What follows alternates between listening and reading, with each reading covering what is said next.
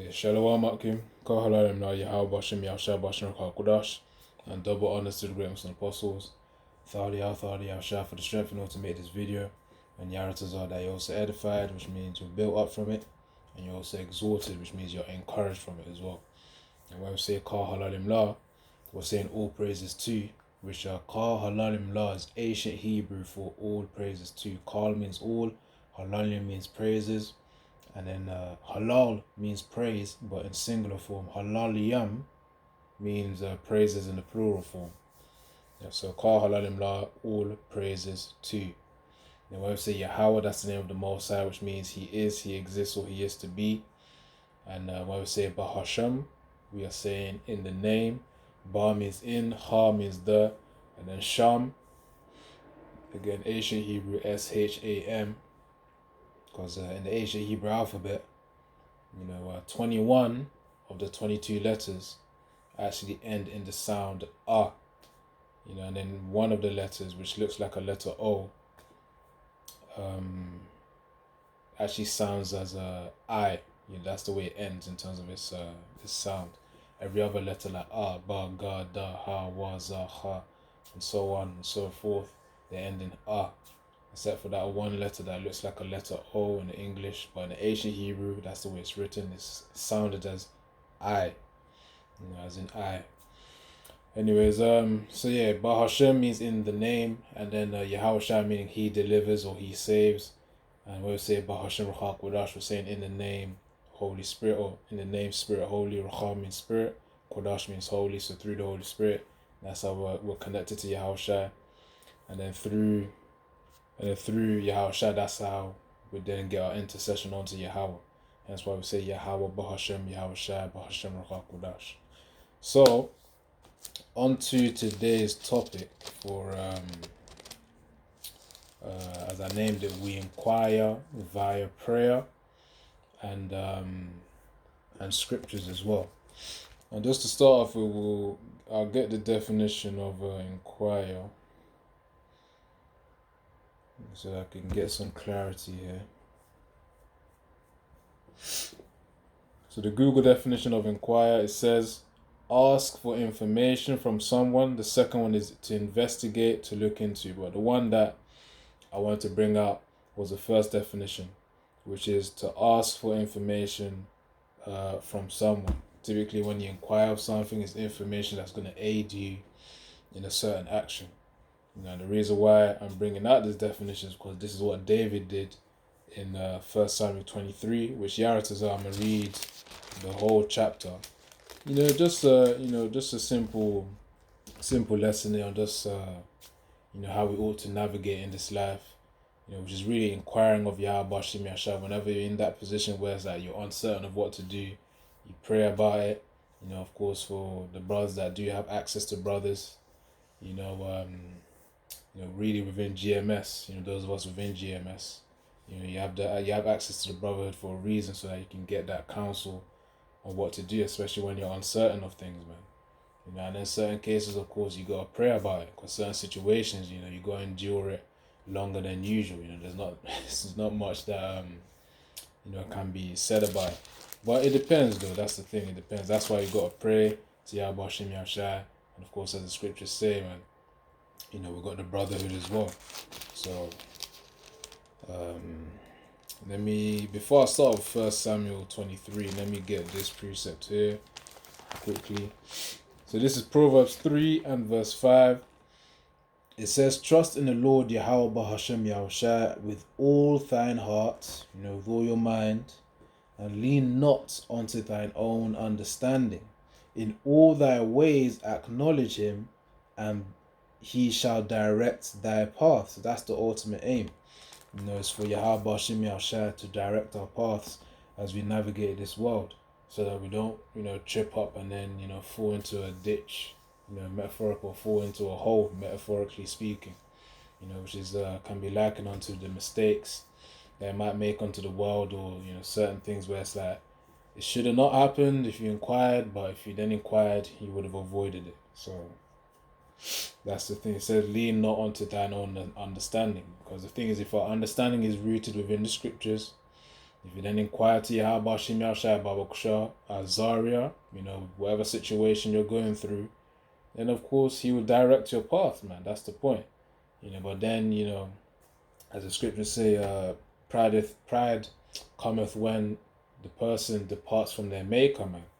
Which means for Israelites specifically, which is what the laws are written for, who the laws are written for, they're supposed to inquire with Yahweh Shem Yahshai first, and prior to, of course, taking that action, man. Especially when it comes to situations where it's like you're not certain of doing something, man. That's the thing, especially those critical situations, which means that they're important. It requires important decisions. Anyways, so yeah, Proverbs 3:5-6. Proverbs 3:5, trust in the Lord Yahweh Shem Yahshai with all thine heart, which is referring to the mind, and lean not unto thine own understanding. Because of course, you gotta remember here, we're in the flesh, and the flesh is also subject to emotions and decisions of which can be flawed as well. You may think that, okay, this is, if I do this, that, do this, this, that, and this, this is going to be the ideal outcome that's going to happen. But of course, the most I could put a stumbling block on that. At certain times you go and inquire with prayer. At times, of course, you got the brotherhood as well. And then from that, you make a decision. And then Yahweh Shem Yahshai will direct your path, man, and guide you in whatever way that you're supposed to take, for those critical decisions. So anyways, that's on the part where it says lean not onto thine own understanding, because that's why, I always said, I really always say it where I say we reason with the scriptures. That's the thing. Because if you don't reason with the scriptures, then you're not really operating with wisdom. Like certain situations that you may be in, it may be better for you to withdraw yourself at times, and sometimes you gotta get involved. I'm just talking about when you gotta deal with worldly people, at the workplace, school, for younger brothers as myself, and yeah, man, that's when really applying these scriptures is essential here.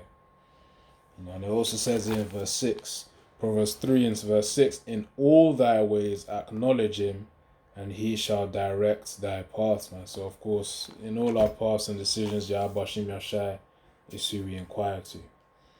So let's just get this lesson, the main point of this lesson to begin with. So just for some context, this was a time where David was really being chased by King Saul. After David got the anointing from, obviously Yahweh blessed him, anointed him via Samuel. But then after that, he fought the battle, defeated Goliath. There were a few more battles as well, Amalek and the Philistines as well again. David was slaying men. Then skipping on to about 1 Samuel 17, where the women were singing on, the people were singing on the fact that David had slain. Let me even get, just very briefly, I'm just going to quote it. I'm going to quote it. It should be in verse 17 or chapter 17 or chapter 18.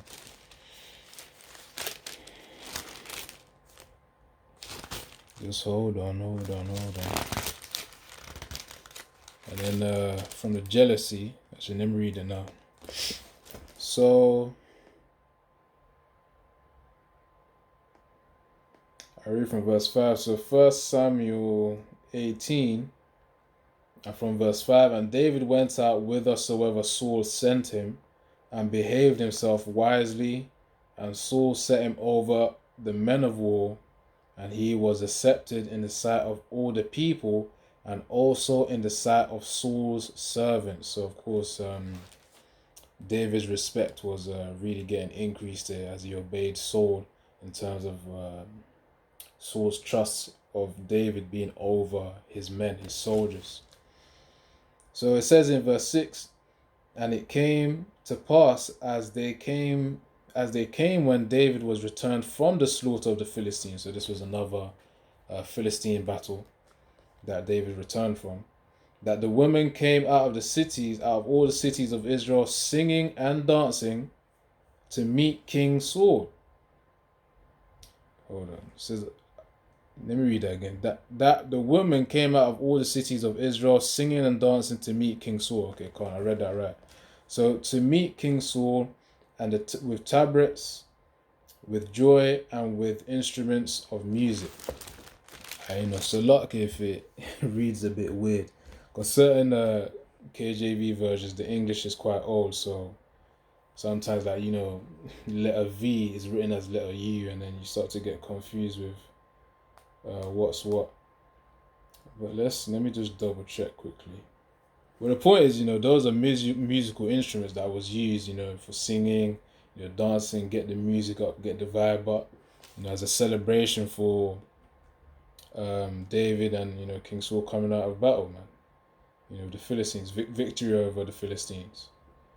Right, let me just double check this quickly. 17 and verse 6. Hold on. Actually, 18 and verse 6, actually. Alright, so it said the same thing, tabrets as well. So it says, to meet King Saul with tabrets, with joy, and with instruments of music. So again, instruments used for music. Verse 7, and women answered one another as they played and said, Saul hath slain his thousands, and David his tens of thousands.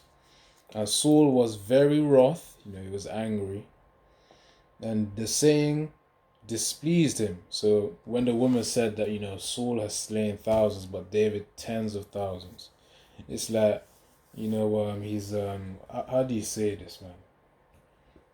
I was going to say, like, the woman knew that David had a one-up on Saul, for lack of a better way to say that. But that's what it means, he was, David did more in terms of effort compared to Saul. And of course, Saul's ego, which ego is just your perception of your self-importance, was bruised in this moment. So, and Saul was very wroth, and the saying displeased him. And he said, They have ascribed unto David 10,000s, and to me they have ascribed but thousands. So yeah, again, it was a bruise to his ego, man. That as though, because it made his achievements like it was nothing, because that's the way David was. David slaying tens of thousands, and Saul just there with the small thousands. So he took that, he took that as disrespect, which really, at the end of the day, you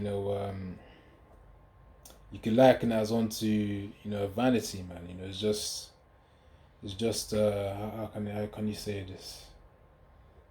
I was gonna say it's all just like the appearance of things, like such as today, modern day.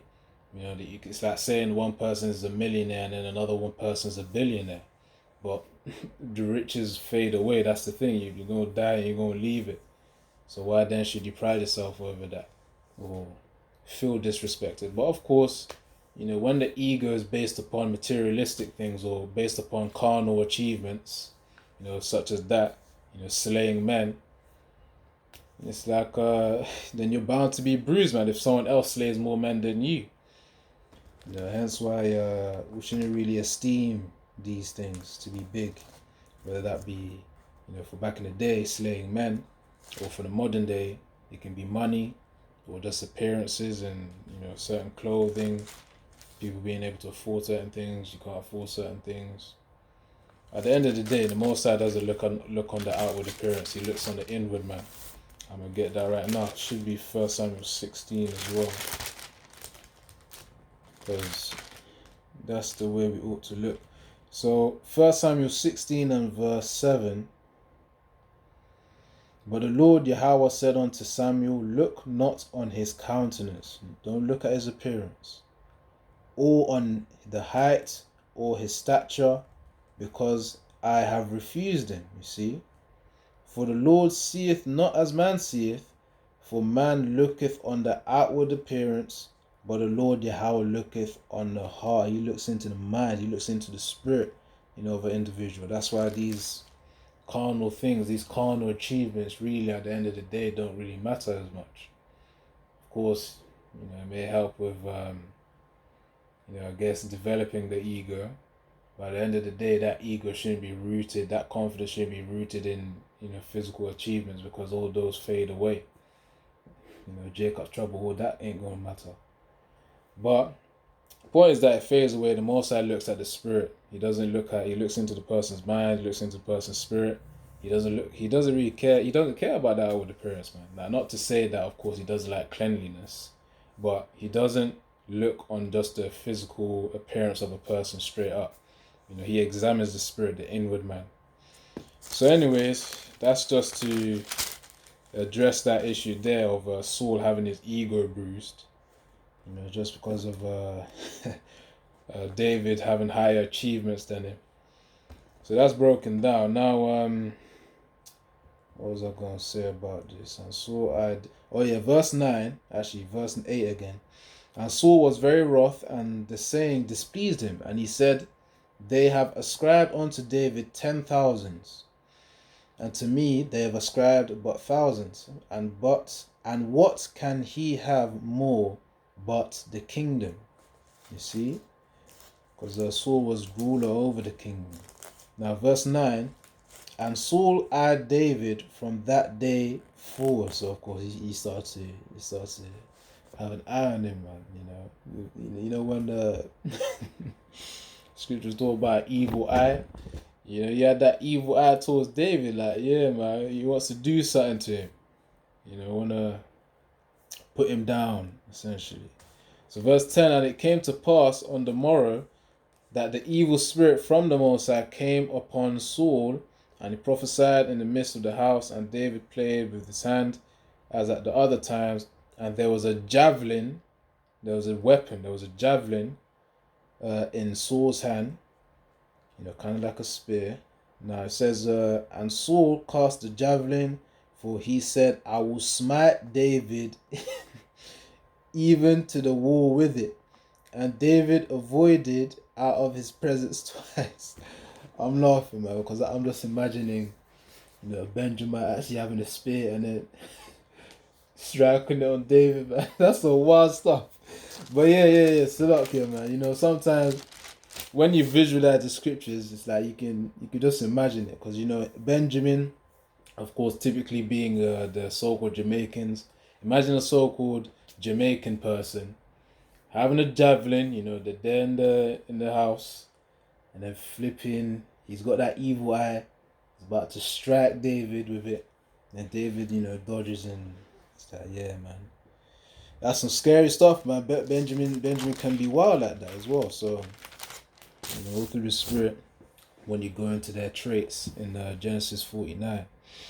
But that's not the point of this video. The point here is that Saul had an evil eye for David, and then from there, he's just been he's been on a constant chase for David, man. But yeah, the key part of this video really is chapter 23. I only read that part so they can understand the context of why Saul was targeting David. So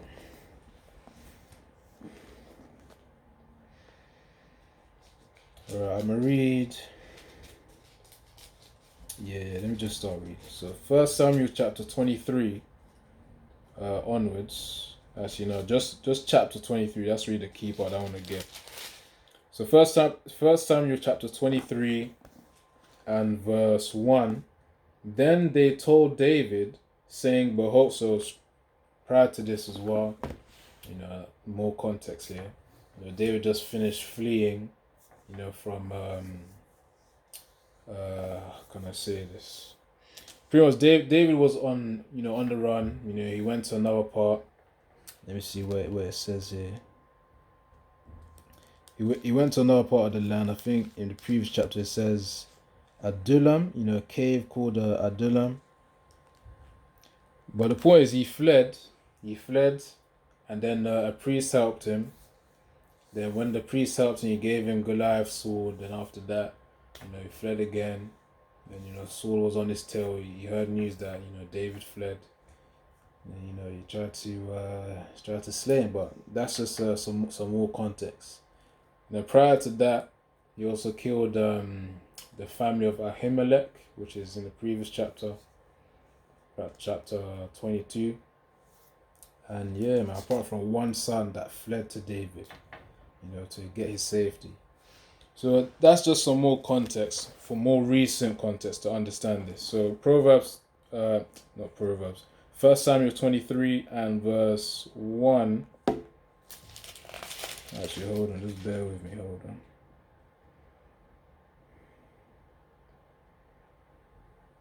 Yeah, chapter 21 was when David fled to the priests. The place was called Nob. And then 22 was when the priest's family was actually slain, man, after David was in the cave of Adullam. But yeah, key part that I want to focus on is 23. So anyways, let me read. 1 Samuel 23 and 1. Then they told David, saying, behold, the Philistines fight against Keilah, and they rob the threshing floors. Therefore David inquired of the Lord, saying, shall I go and smite these Philistines? And the Lord Yahweh said unto David, go and smite the Philistines and save Keilah, which is obviously a place. So point is that this is the first time that he's inquiring right now in this chapter, by the way. So that's the first time where I'll read it again in verse 2. Therefore David inquired. Because there's like two variations of that word. There's inquire with an I that begins with an I, like INQUIRE. And then there's inquire, which is ENQ. Alright, let me get the definition of inquire. I think it's one of those American versus British spellings. For example, collar. In the UK, it's COLOR, and then in America, COLOUR, if I recall correctly. Could be vice versa, but boys, that's an example of the American English versus British English. So let me get the inquire meaning. Oh, so it's the same thing. Yeah, it's practically the same thing. Yeah, inquire. Whether it starts with an E or I, it shows the same definition on Google. To ask for information from someone. Alright, let's continue. So verse 2 was the first time in this chapter that David inquired, man, set up a prayer to get that advice from Yahweh. So therefore David inquired of the Lord Yahweh, saying, shall I go and smite these Philistines? And the Lord said unto Samuel, go and smite the Philistines and save Keilah. So most times with it, it's like, okay, cool, go and do what you got to do, man. And then, but notice how David inquired, which means he prayed, and he got that answer from Yahweh. It's like, as a child would ask their parents, can I go outside to play with my friends? That's an example, by the way. Then the parents say yes, then he's allowed to go. But the point is, the child would inquire of the parents, the same way David inquired. He prayed unto Yahweh, to get a response. Alright, verse 3, 1 Samuel 23 and 3. And David's men said unto him, behold, we be afraid here in Judah, how much more then if we come to Keilah against the armies of the Philistines? Then David inquired of the Lord yet again, second time now, and the Lord Yahweh answered him and said, arise, go down to Keilah, for I will deliver the Philistines into thine hand. So this is like a word of encouragement. The second time that David inquired, which of course the men were in a fearful state. The Most High already confirmed it and said, you can go. But again, you got that. David got that second reassurance, despite the men being in a fearful state. When he inquired of Yahweh again for the second time, is that okay? I'm gonna defend you. Don't worry about it. That's pretty much what Yahweh was saying there. So that would have been a booster for David and his men's faith as well. So verse 5, so David and his men went to Keilah, and fought with the Philistines, and brought away their cattle, and smote them with a great slaughter. So David saved the inhabitants of Keilah. And it came to pass that Abiathar, the son of Ahimelech, fled to David to Keilah, and that he came down with an ephod in his hand. And he was told Saul that David was come to Keilah. And Saul said, the Most High hath delivered him into mine hand. For he is shut in by entering into a town that hath gates and bars. You see, notice how this is that. You see, that's the thing, man. You gotta fear a power like that. In Saul's eyes, he was thinking, the Most High actually has delivered David for his, in his hands. Really, you could liken this as more so like a testing on David's hands, to be able to withstand that type of pressure, the hate and that evil eye from Saul. It's really a time of affliction for David in his early days. And also he made Saul think as though he was doing the right thing, but whereas he had an evil spirit upon him, man. So whatever he does, he thinks he's doing right, but he's actually blinded spiritually. That's the thing. That's why we've got to pray to Yahweh Hashem Yahushua so that he has mercy on us, he guides our paths, and of course he keeps Harakak Wadash upon us, man, so that we do things in righteousness and not in ignorance, not in unrighteousness. That's why it's essential to pray and continuously pray, to inquire of Yahweh Hashem Yahushua, to help us, to guide our paths. Alright. 1 Samuel 23:8. And Saul called on the people together to war, to go down to Keilah to besiege David and his men. So they're trying to trap him. And David knew that Saul secretly practiced mischief against him, and he said to Abiathar the priest, bring hither the ephod. So the point is, David perceived that Saul had evil plans against him. Verse 10, then said David, O Lord, the Most High of Israel, thy servant hath certainly heard that Saul seeketh to come to Keilah to destroy the city for my sake. Will the men of Keilah deliver me up into his hand? So of course that's the third time David is inquiring of Yahweh, man, for help. What should I do in this situation? Guide my hands. It's the same thing as us saying nowadays, Baruch Shah, Yahweh Baruch Shah, Yahweh Shai. Guide my hands. Whatever decision that you got to make, or whatever situation that you got to navigate through, man. Guide my hands, guide my thoughts, guide my hands, so that I make the right decision. Not a wrong one, which really is according to His will, Yahweh's will. All right. 1 Samuel 23:11. Will the men of Keilah deliver me up into his hands?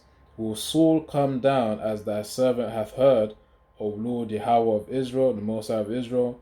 I beseech thee, tell thy servant. So please tell me what to do. That's what David was saying. Guide my hands. It says, and the Lord Yahweh said, he will come down. Then said David, will the men of Keilah deliver me and my men into the hand of Saul? And the Lord Yahweh said, they will deliver thee up. So at this point, the Most High is pretty much giving him foresight of what would happen, so that David could, redirect, his path, man. And when I say redirect his path, make the right decision of where to go. That's the point. He was saying, okay, are the men of Keilah are going to turn against me and then deliver me to Saul? And he said, yeah, they are going to do that. That's what the Most High told David. And after that, what did he say here? He said,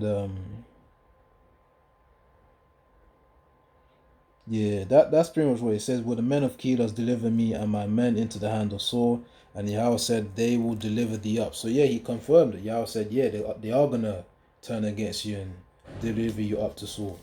It says, then David and his men, which were about 600, arose and departed of Keilah, and went whithersoever they could go. And it was told Saul that David was escaped from Keilah, and he forbore to go forth. And David abode in the wilderness, in the strongholds, and remained in the mountains of the wilderness of Ziph. And Saul sought him every day. So, Saul was on that diligent search, man. Saul was on that diligent search for David. So he had a strong demon on him too.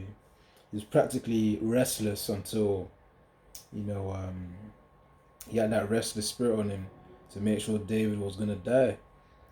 So that was a very fearsome thing and very scary for David to experience in that time. So it says, and Saul sought him every day, but the Most High delivered him not into his hand. So that was what the Most High's will was, to keep David safe. Especially considering his future of ruling Israel. He had to be kept safe.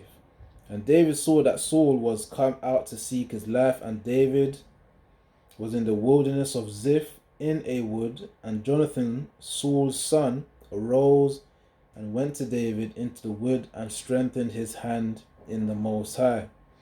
And he said unto him, fear not, for the hand of Saul my father shall not find thee, and thou shalt be king over Israel, and I shall be next unto thee, and that also Saul my father knoweth. So of course Saul knew that David would be the next to rule. And they two made a covenant before the Lord Yahweh, and David abode in the wood, and Jonathan went to his house. And then came up the Ziphites to Saul and to Gibeah, saying, doth not David hide himself with us in strongholds in the wood, in the hill of Hachilah, which is on the south of Jeshimon? Now therefore, O king, come down according to all the desire of thy soul, to come down, and our part shall be to deliver him into the king's hand. And Saul said, blessed be ye of the Lord Yahweh, for ye have compassion on me. Go, which is, again, is the Most High's will, Most High just leading him on, thinking that he's going to actually achieve what, he's going to achieve, but you're going to see what's up soon. So it says here, now therefore, O king, come down according to all thy desire and thy soul to come down, and our part shall be to deliver him into the king's hand. And Saul said, blessed be ye of the Lord, for ye have compassion on me. Go, I pray you, prepare yet, and know and see his place where his haunt is, and who hath seen him there, for it is told me that he dealeth very subtly, which means David was quite he was smart with the way he was navigating and making sure he wasn't gonna get noticed or he blew his cover. Though David was very he was wise in his dealings, in his as he walked. How can I say this? He was smart, he was subtle. Let's just get the definition of subtle. So the definition of subtle, hold on.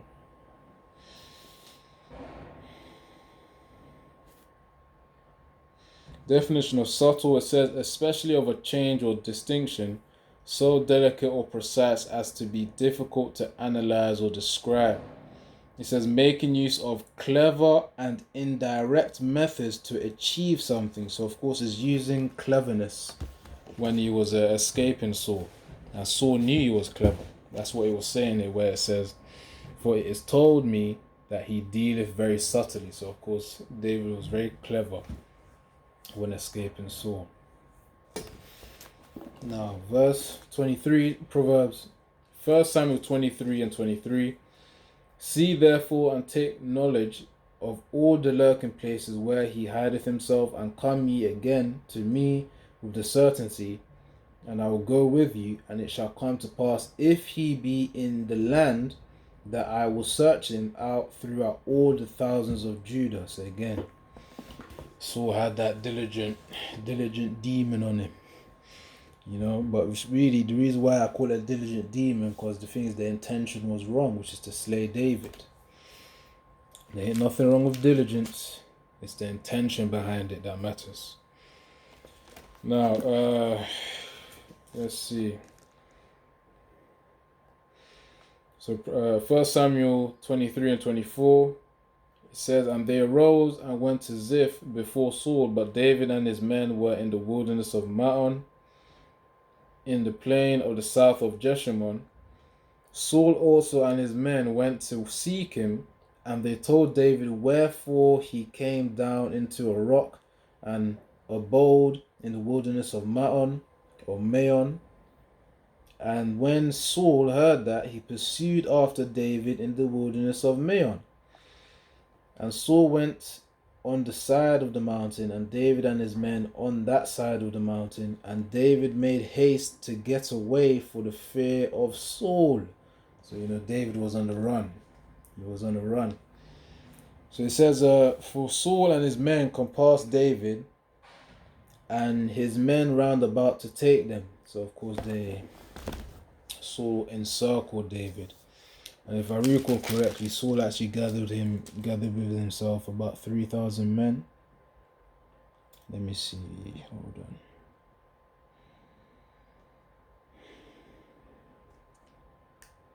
I know it mentioned it here. Actually, not this chapter. Hold on.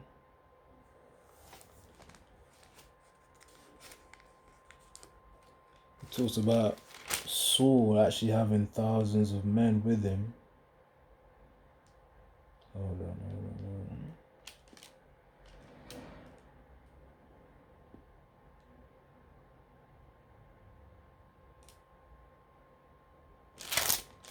Okay, hold on. Okay, that's David's men.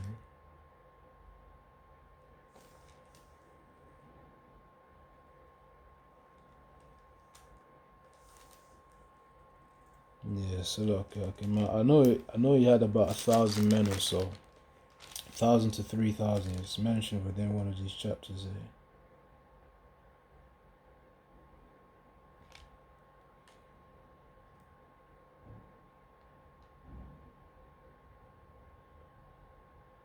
Alright, hold on, just wait.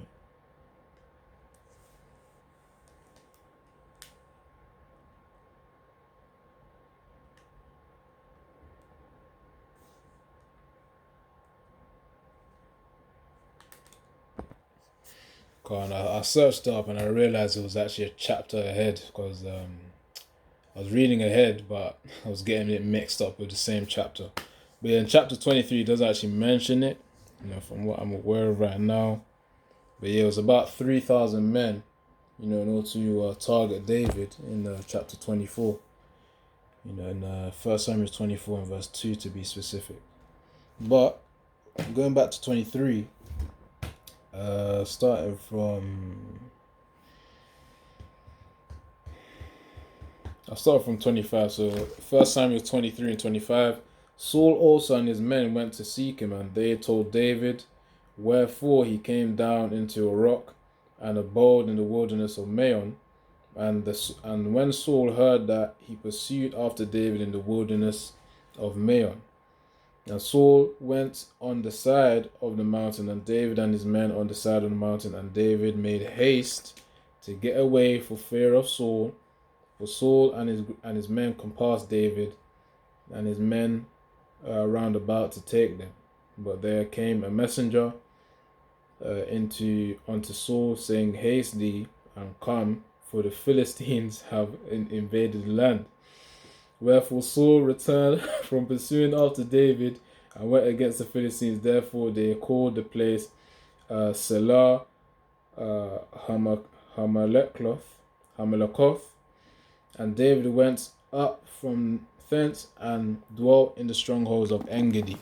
So just when Saul was about to, get that final bite to achieve his goal of slaying David, the Most High just put something there. It was okay, deal with this now, which is essentially another Philistine war for him to deal with, back in the land.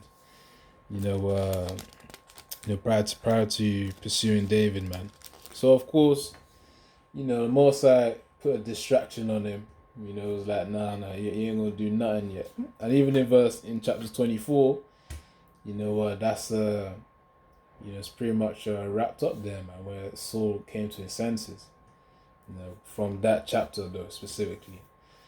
So you know, Yaratazada edified. I'm gonna get one more precept. You know, but the point of this lesson is how many times that he inquired, man. You know, it was about 3 times in that chapter. You know, 3 really means understanding as well. You know, so Proverbs 3, not 3. I've already read that. Proverbs 4.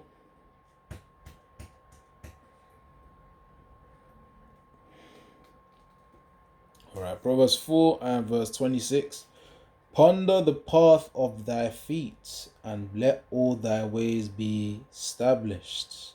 So, of course, when it says ponder the way of thy feet, it means use wisdom with what you're going to do, man. You know, use wisdom, use counsel with what you're going to do. And speaking of, you know, I'm going to read that in the NLT as well, because it makes it quite clear what that means. Ponder thy path, ponder the path of thy feet. So I'm going to get this.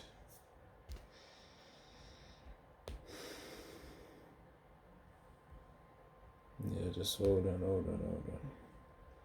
So Proverbs 4 and 26 in the NLT, New Living Translation. It says here, mark out a straight path for your feet. Stay on the safe path. And what is the safe path? It's the path of which Yahweh Hashem Yashai is guiding us. It's protecting us. That's the safe path. And that's what happens when we inquire of Yahweh Hashem Yashai in our prayers, man. You know, and we reason with the scriptures. That's the safe path. You know, even if it looks risky, you know, by the appearance, it doesn't mean that it's the safe path. Safe path in the long term is what matters, which is really having our obedience and having us protected by Yahweh Hashem Yahushua, rather than, you know, taking the so-called safe path of Esau Edom, which we know is the MOTB. But that ain't gonna be no safe path anyways, man, because people will sorely regret that. You know, Revelation 16 verse 2 refers to that as well, the consequences of those who take the MOTB. The point of that safe path is to have Yahweh Hashem Yahushua as our guide, you know, a strong tower unto us. Alright, final precept. I'm going to close that out. Because the key point is that we inquire, we pray unto Yahweh Hashem Yahushua for guidance. That's just the key part of this lesson. So Proverbs 20 and verse, should be, what verse is it? Trying to see something there. Let's double check again.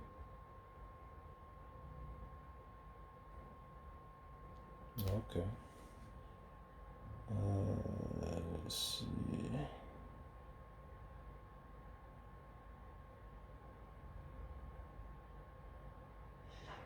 To be fair though, I don't think it was related to this, but yeah. No, I'm gonna read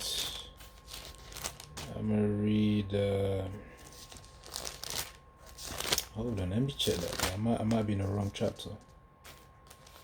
Yeah, I was on the wrong chapter, that's why. Alright, so Proverbs 20 and verse 5. Hold on. Okay, cool. Proverbs 20 and verse 5. Counsel in the heart of man is like deep water, but a man of understanding will draw it out, man. So, of course, through Yahweh Hashem Yahushua, you know, we get that understanding.